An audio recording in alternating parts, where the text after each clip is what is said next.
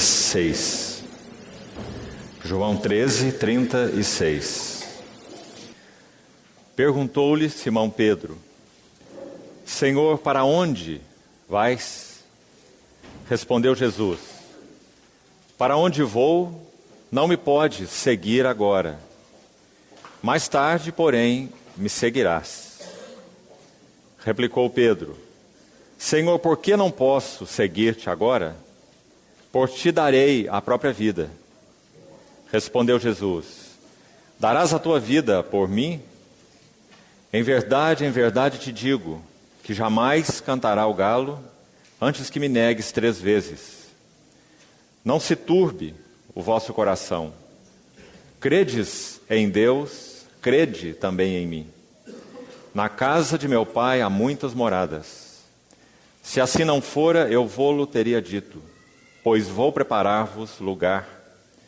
E quando eu for e vos preparar lugar, voltarei e vos receberei para mim mesmo, para que onde eu estou, estejais vós também. Verso 16. E eu rogarei ao Pai, e Ele vos dará outro Consolador, a fim de que esteja para sempre convosco.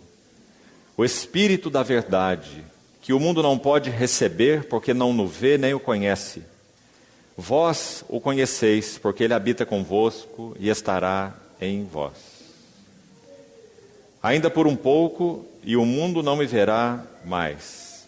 Vós, porém, me vereis, porque eu vivo, vós também vivereis.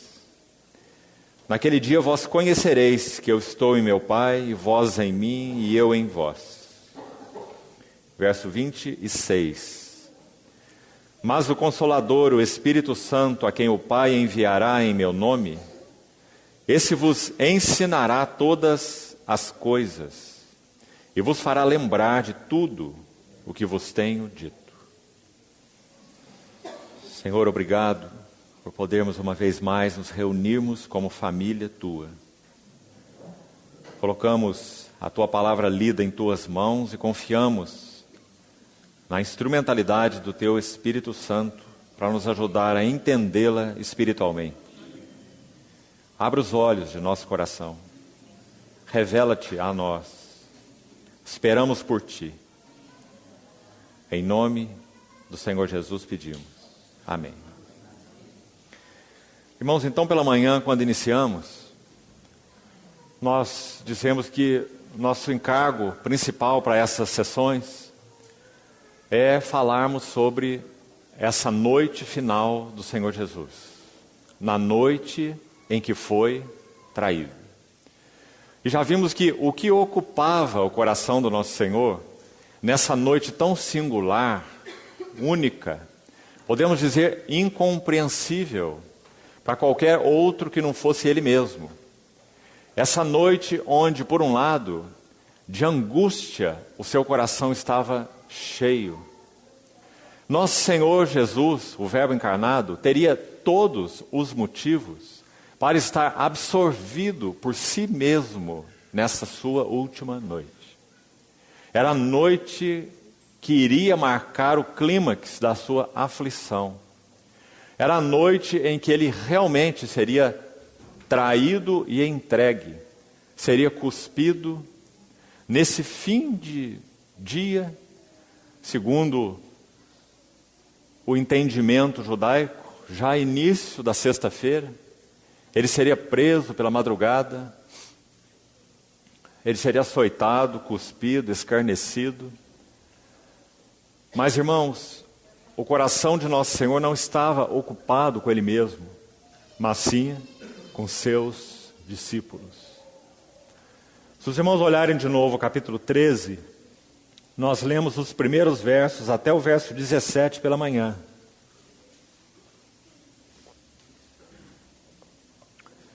E nós vimos que o Senhor, em particular, quis demonstrar aos seus discípulos a sublimidade de seu amor. Nosso Senhor, sobretudo, quis mostrar aos seus discípulos a essência do reino do céu. Nosso Senhor quis deixar claro para eles, de uma maneira gráfica e maravilhosa, o que significa a vida do reino e o que significa ministério no reino. E nós já destacamos então pelo menos 6 elementos que mostram o significado que o Senhor fez.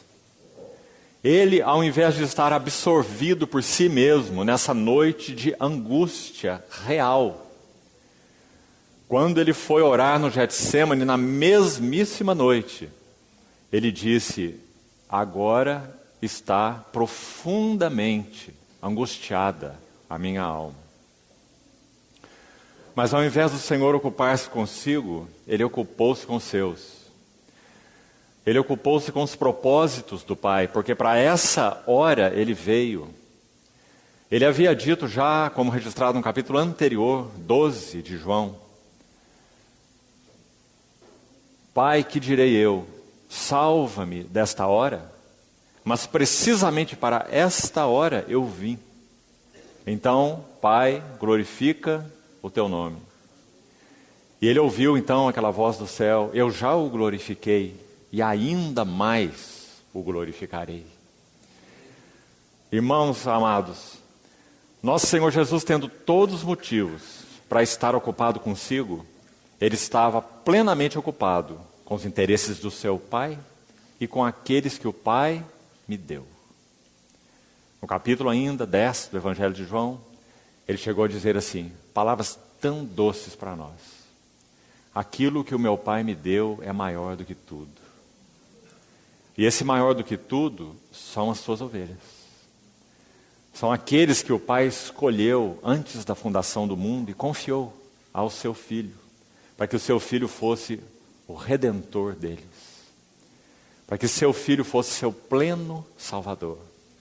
Ele chamou esses que o Pai lhe deu de algo que era maior do que tudo. Eu lhes dou a vida eterna, jamais perecerão.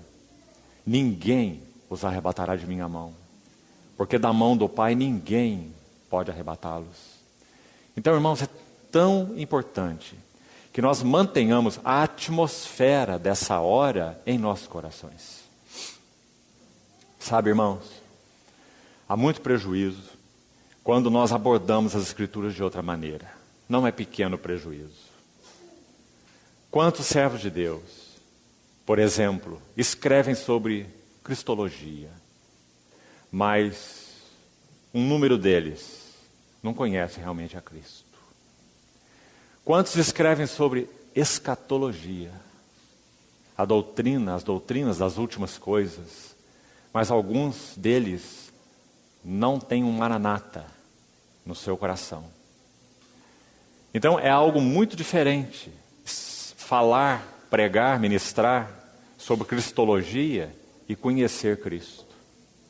É muito diferente ministrar sobre escatologia e ter um clamor no nosso coração: vem, Senhor Jesus.